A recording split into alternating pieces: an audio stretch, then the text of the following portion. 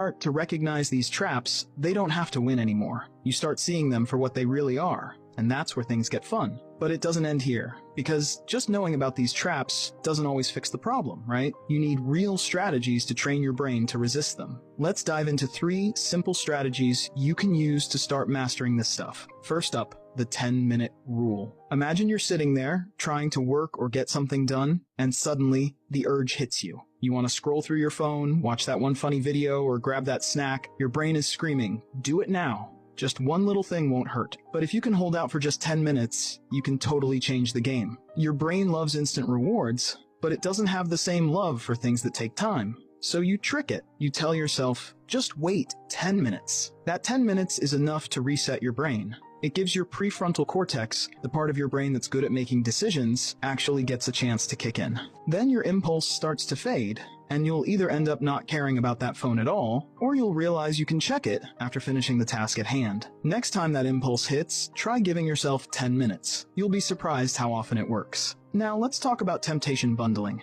Think about it like this. You're on a road trip, and there's a long, boring stretch of highway ahead, but instead of just driving through it and counting the miles, you get to play your favorite road trip playlist. You're still on the same journey, but the experience becomes way more enjoyable. Temptation bundling lets you add a bit of fun to the grind, and over time, it'll train you to handle those less exciting tasks with a much better attitude. You pair something you really want to do with something you need to do, so you don't just deny yourself pleasure, you get it in a more controlled, strategic way. For example, if you love podcasts but never seem to get around to listening to them, only let yourself listen to them when you're exercising or doing chores. Or maybe you love watching YouTube videos about your favorite hobby, but you only allow yourself to watch them when you're doing your work. The key here is that it doesn't feel like a punishment. You're not saying, I can't have the ice cream. Instead, you're saying, I get to have the ice cream after I finish this project. It makes the whole thing feel less like deprivation and more like a little reward for your hard work. And last but not least, visualizing the pain.